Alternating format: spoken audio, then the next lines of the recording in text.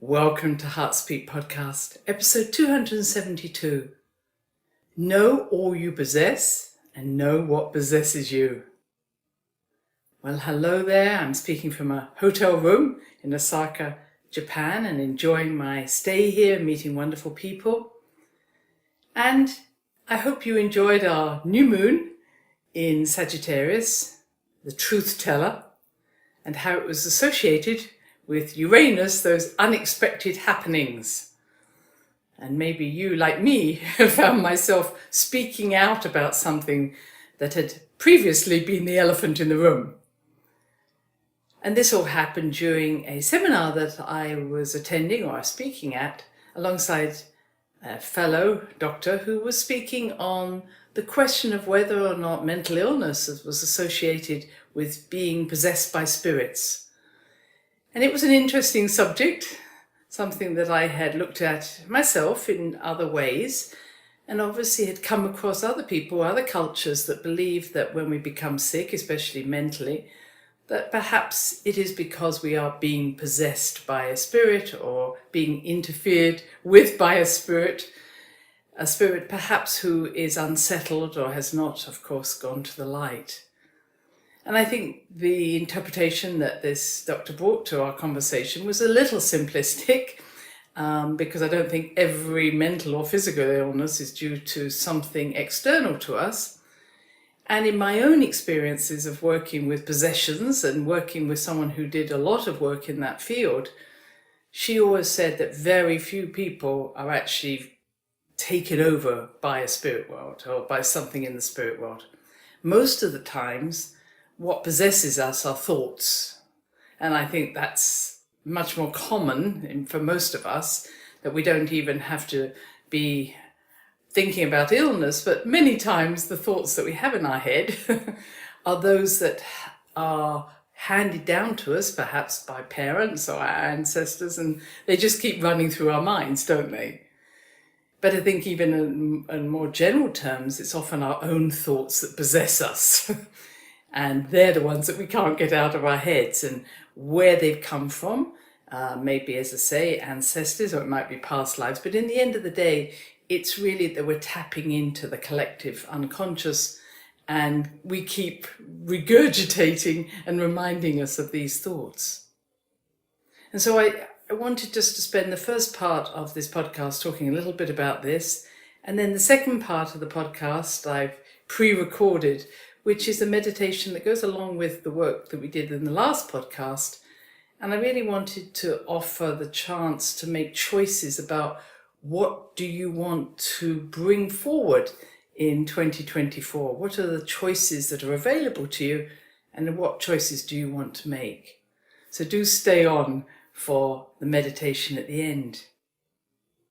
But just coming back to this subject, when he was speaking about possession, it reminded me of a quote that my dear friend Makua, the kahuna, used to say, which was, know all that you possess and know what possesses you. And this he's called self-discipline. And those two parts, I think, go together very well. First of all, know all you possess means who are you? What do you own? What is yours? And I think when I've heard people speak about the spirits did this to me, or the demons made me feel this way, or God, or my karma, to me it feels like that we are abdicating our responsibility for our actions. Not to say that certain things can't influence us, but my sense is that sometimes when we're influenced by something and something happens in our life, it is really a resonance with something that's already within us. And the idea of I have no control over my life because something external to me is going to hurt me or put me off my balance or send me off my path is, I think, not a healthy way of looking at life, if I may say that. And we might say, wow, some fancy believing that some spirit could invade you and make you sick. Well, it's not too different from what we all talked about 3 years ago, which was a virus outside us could make us sick. So we all have these sort of mythologies or superstitions in our cultures. And you may say, well, no, I'm not superstitious at all. I just don't walk under ladders, or I throw salt over my shoulder if I get spilt some salt in front of me. Now, those are passed down through our families, maybe. But we also have these superstitions that if you hear someone sneeze, you're about to get a cold, or if something happens, then it's going to affect us. And these so-called belief systems that Bruce Lipton talks about being a receptor on our cell membrane, we all have them, and they are beliefs, they're thought forms, they are perceptions of reality. And when they occur in a way that we then think that we are fearful of something happening if we don't do something else, we call it a superstition. And it might be that that's how you were brought up, perhaps maybe crossing yourself as you go into a church, or when you hear someone being sick, or maybe praying for someone. It's wonderful to have these rituals, but perhaps what I am saying is that when those rules or those rituals become fear-driven, then we then feel helpless to the events that are surrounding us. Hope that makes sense. So do I believe that spirits are out there in the world? Absolutely. Do I believe I have no control over one taking over my body? I believe I have control. And the more I sense that this is something that I can choose, then it gives me a stronger immune system, a stronger sense of helpfulness rather than helplessness. Everything in us is that idea that there is an individuality as well as me living as a collective. And both are important. So this is why Makua's statement was, know all you possess.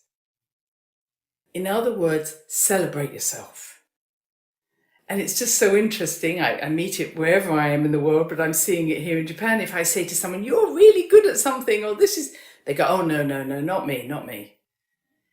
And how often we're really good at telling people what we're bad at, but we're really bad at telling ourselves what we're good at. And owning that is not bad. It's just once you own it, once you embody it, you don't need to keep doing it because you are it. And nobody can take it away from you. So if I'm constantly asking for, oh, am I good at this? Am I good at this? Am I good at this? It means I haven't yet embodied the fact that I am good at it. And when I know I'm good at it, I stop asking people if I'm good at it. I just do it. So knowing all you possess is celebrating, embodying all your gifts. What is it that is so natural to you, you didn't even know that other people couldn't do it? It just comes easily. I might say that talking comes easily to me. Other people don't find it easy. Oh, I couldn't stand on a stage and talk. Well, I can. So what is it that is so easy? And this is something I love looking at in astrology. It's because you see what is easy to someone, maybe it's Jupiter in some sign, compared with something that's difficult, which is more where Saturn is. So it's okay to have things that you have to work at, like things where Saturn is. But it's really important to embody the things you're good at, you enjoy doing, you just do naturally. And the more we embody what we possess, actually the stronger we get. So I'm not a great believer when people say you shouldn't have an ego. Have an ego. Enjoy what you're good at. Because the stronger your ego, the less, if I may say, that you will be influenced by other people's energies that don't resonate with you. The less you know yourself, the more you're like, well, maybe I should do what they're suggesting, or maybe I should go in that direction. So the more we know who we are, the possess who we are, the more choice we have to say, well, I might go in that direction, but I don't need to, or I don't need to be persuaded to go in that direction. So own all that you are. And then the second part is know what possesses you. Now, this is more about some of our belief systems. Yes, so what I'm saying there is What are the comments that go through your head, my head, that just keep going over and over again? And that's like having this package of thought form. Every time you kind of move off from it, it says, no, don't leave me. I belong to you. So what are those thought forms that in many ways just want to be seen and met by you? And you can, if you want, give them a name. They're a parallel life. They're a part of your subpersonalities. And you'll say, okay, I get you. You're the one that wants to, I don't know, be the martyr. You're the one that wants me to always feel bad about myself. So instead of trying to get rid of them, you can't get rid of the problem at the level it's created, as Einstein says, accept them, give them a name. Hi, you're there. Then they don't need to keep bothering you. You can say, okay, I've heard you, go away. So know what possesses you isn't about trying to get rid of it, praying it goes away, or getting an exorcist in to get rid of that part of you. Own it. Yes, that's part of who I am, but I'm not giving it the space that I have in the past. So another way of looking at it, I like to say, is like having a committee table. All these characters are sitting at your table, but one of them has a very loud voice, or one of them, is moody. And those two take all the energy from the room because they're constantly demanding attention. So it's good to acknowledge them like we would at a family table as well, but say, hey, I've heard you, now calm down. You have my attention. So knowing what possesses you is often these little gremlin voices, these little monkey voices in your head that just chatter on, and catching them. And that may be emotions. I often, again, find myself saying to people, what did you feel? And they tell me what they think. So the feelings are one of our subpersonalities, one of our parallel lives. Give them voice. I feel this way. That's great. Don't have the total flaw. You can't direct me, but at least I'm hearing you. And then what possesses us also is sometimes other people's voices that I've suggested may come from your parent or something. And you hear it until a point where you turn and face it and you go, that's not mine. I actually don't believe that. So there's things we do need to resonate with and own, and there's things that we hear and we need to stop and say, actually, I don't believe that anymore. Maybe I did, but now I've changed. That isn't my story. Again, what possesses us can be a story. So letting go of that story, say, thank you, I'm letting that go. Sometimes writing a letter you never send, give it back the story. Taking a stone, put the story in a stone, throw it into water. You're literally saying, finished. Cutting the ties that bind. I'm not carrying that story anymore. And the third part of that might also be, just want to say, what may possess us could be a part of us that we don't want to own, which could be a darker character that we feel that we're always running away from. So it might come up in your dreams. Oh, I have these dreams and this part is running after me, or these types of people are always in my life. Well, if something continues to appear that you don't want, it might be right to turn around and face it. So there's different levels here, and I just want to say, own what you possess. Be proud of who you are. Know what possesses you. Own those thought forms that sometimes just rattle around in your brain. Say, okay, you're mine. Give back what doesn't belong to you. This isn't mine. Might have believed it in the past. Don't believe it now. And thirdly, own those parts of us that perhaps we feel possessed by, but are really part of us at a very deep level and often containing a power and a strength that we could do with at this time. Do I believe that the spirit world can influence us? Absolutely. Obviously, we asked for that. But ultimately, we have free will on this planet, and that free will gives us a choice as to what we take on board. if in any way you are feeling oppressed, possessed by those in spirit, then it is really important to say, anybody who does not come in light and love, disappear now. Or go away if you are not coming in love and light. Because only those who are coming in love and light will stay around and honor your free will. Vampiring, the stealing of energy, can happen on many levels. It happens on a human level, doesn't it? People trying to put you down so they can take your energy, or people trying to charm you so they can take your energy. And that can happen also on a spiritual level. And I think that as we move forward, and I've spoken about Saturn in Pisces is about a self-discipline, a discipline of our spirit world, a discipline of our psyche. And as Makua says, this is true self-discipline when you can actually organize your mind or be aware of what's going on. So a lot's happening in not just the physical world or even the mental world, but in the psychic world, where there are thought forms that are being created, we could say mind control. And if we're not aware, we don't know that that wasn't a thought form that we originated, that it's coming from somewhere else. So being aware of just, okay, there are thought forms coming into my awareness.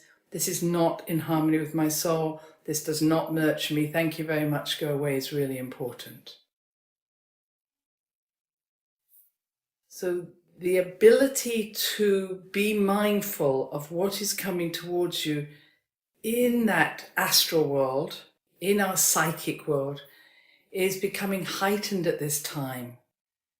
And what I see is that depending on where it comes from, we are possibly more keen to give it floor space. In other words, someone says to me, oh, St. Michael came to me, or Archangel Michael came to me, oh, it must be real.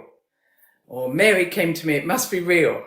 Well, there are tricksters out there, my friends. So I would only just say to you, it's not who gives you the information, it's how does that information resonate with you. So be careful not to get lost in the glamour of what's happening, because that again is a way of coming into our space that is not healthy. So am I a skeptic? No, I'm not. I'm a healthy skeptic, but I'm also very aware of what feels loving to me. And the more I integrate who I am into myself, so I'm not looking for approval, not looking for glamour, not looking for criticism, the less I need to take from the psychic world energies that do not belong to me. Now, I hope this is helping. There are maybe questions from this, but we are at a time where most of the information that is coming our way is not purely verbal. It's coming in on the mental level, the astral level, the psychic level, and being aware of who we are and that we are already mighty human beings that have choice is a good start. So I hope you enjoy the meditation. It's really offering you the space to say, if I am already who I am now, if I take on ownership of all I am, then what do I want to bring into my life for 2024? Think big, my friends, and enjoy. Until next time, bye-bye. Here is a meditation that I hope will help you to make the choices that I spoke about last time. Please only do this meditation if you're able to close your eyes and you're in a quiet place. When you are there, please close your eyes. And once again, take a short breath in on the count of 3, and long out breath down through your body on the count of 6. Taking all the thoughts that are milling around in your head, passing them into the ground. And just repeat that a few times.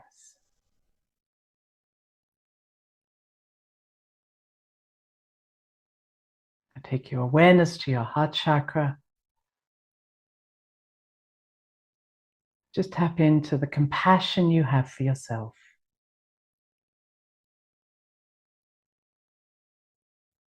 Now, through your heart, see yourself outside a house, the house of change. Just look around this house, maybe somewhere you know or just in your imagination.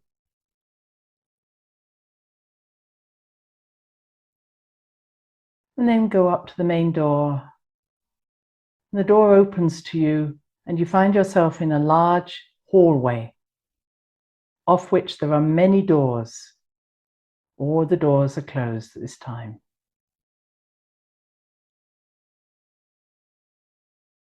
Just walk into the hallway. You may see colors, pictures. You may hear music.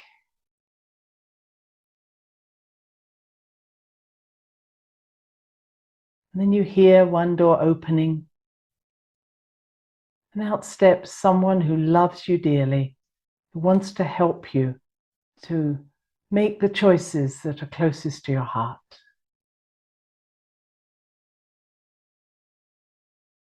Greet that person. Thank them for coming.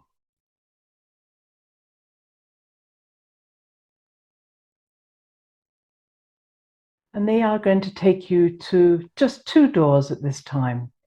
Behind the first door is a future 2 years on where nothing changes in your world. That might be focusing on your work or your home life, your relationship, but nothing changes, and we are now 2 years on. So the door opens and here you are 2 years on in one particular aspect of your life: work, home, relationship. Look around and see how things look, how you can hear certain things maybe. But how does your body feel 2 years on with nothing changing?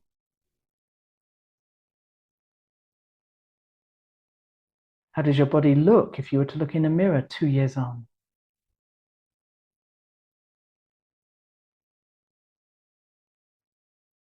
How do you feel emotionally?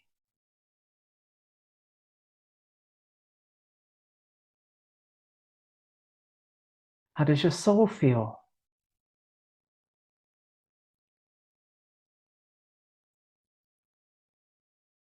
And how are your relationships 2 years on?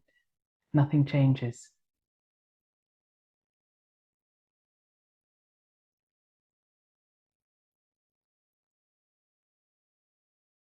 Now it's time to leave that room.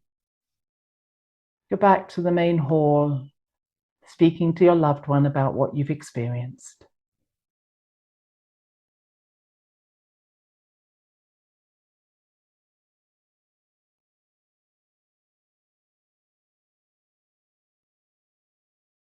And now they're going to take you to a different doorway, different door. Behind that door is a future 2 years on where something has changed, something you may know you want to put into practice. Again, whether it's your home life, work life, relationships, but something you've maybe dreamed of doing, you're now doing 2 years on. Door opens, you're there. What do you see? What do you hear?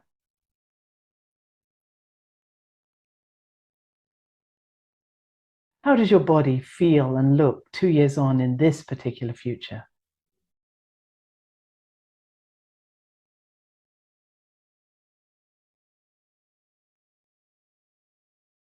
How do you feel emotionally?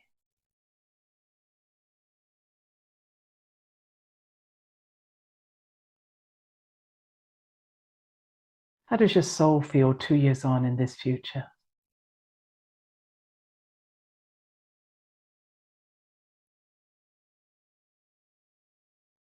And having made those changes, how are your relationships?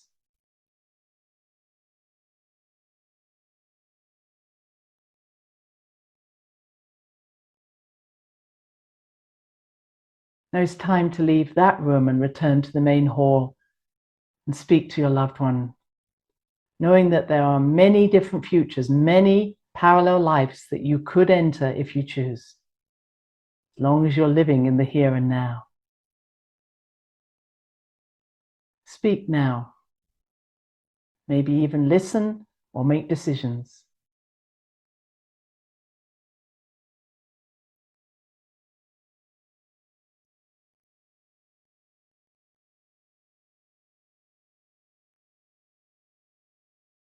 Now it's time to leave the house of change, knowing you can return any time. You thank your loved one who returns to a separate room, and you leave the house by the main door.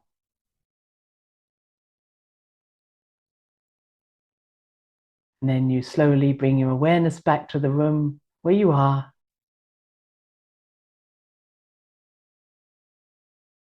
And in your own time to open your eyes.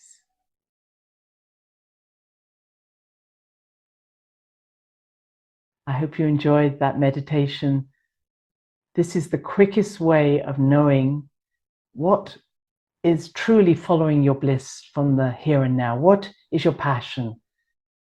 Whatever resonates with you, makes you feel alive, makes you feel full of enjoyment, is the direction we need to take. When we no longer feel that, we change direction.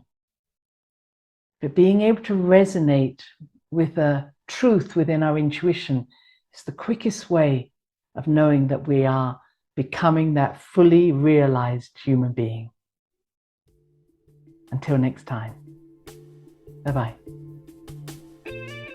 Thanks for listening to the HeartSpeak podcast with Dr. Christine Page. Please check out all HeartSpeak episodes in the podcast archive section on www.christinepage.com. HeartSpeak is also available on iTunes, Spotify, Google Podcasts, Tumblr, and now playing on Amazon Music and iHeart Radio. You can also watch the archive podcast on Christine's channel, on YouTube, and now on Rumble. Connect with Christine on Instagram, LinkedIn, and Facebook group, The Great Mother Calling. Do share with family, friends, colleagues. Join us next time for another edition of HeartSpeak.